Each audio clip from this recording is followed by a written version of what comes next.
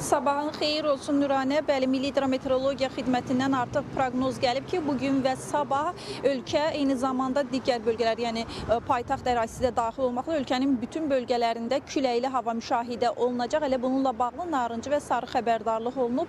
Qeyd eləyək ki, paytaxt Bakı eyni zamanda Abşeron yarımadasında küləyin sürəti 20 metr saniyədən 28 metr saniyəyə kimi qalxacaq və narıncı xəbərdarlıq elan olunub. Söhbət şimal-qərb küləyindən gedir. Eyni zamanda digər bölgələrdə də qeyd eləyək ki, 20 metr saniyəyə kimi qalxacaq deyilib.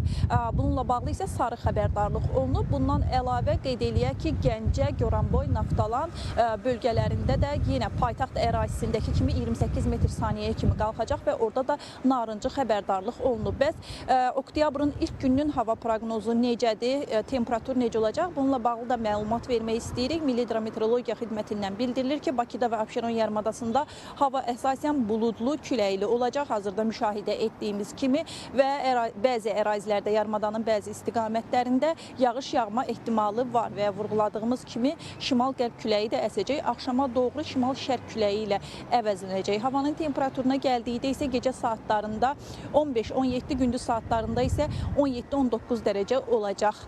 Nisbi rütubət isə 70-80% təşkil edəcək. Atmosfer təzyiqinə gəldikdə isə 762 mm civə sütunundan 767 mm civə sütununa qalxacaq. Bölgələrdə isə qarlı hava müşahidə olunacaq deyə Milli Hidrometeorologiya Xidmətindən məlumat verilib. Daha detallı şəkildə bildirək ki, orada da bölgələrdə şimal-şərq küləyi müşahidə olunacaq. Qeyd elədiyimiz kimi 20 metr saniyəyə kimi qalxacaq.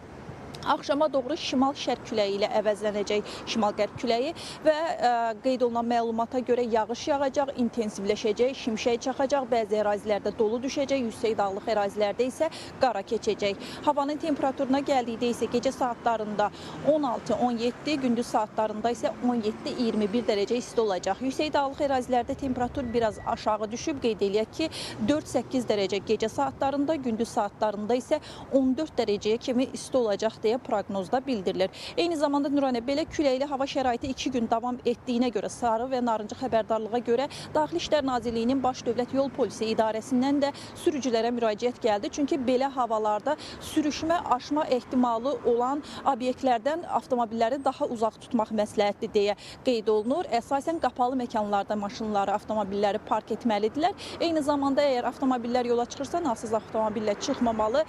Qoşqulu, tintli, eyni zamanda böyük həcmli avtomobillər, yük daşıyan avtomobillər daşıdıqları yükün qablaşdırılmasına xüsusi diqqət etməlidirlər ki, küləkli havada yolda aşma halı baş verməsin. Bəli, Nuranə, Milli Hidrometeorologiya Xidmətinin hava proqnozu ilə bağlı, eyni zamanda Baş Dövlət Yol Polisi İdarəsinin müraciəti ilə bağlı, elə hava ilə bağlı müraciəti ilə bağlı izləyiciləri məlumatlandırmağa çalışdıq. Hələlik bizdən bu qədər, söz yenidən səndə.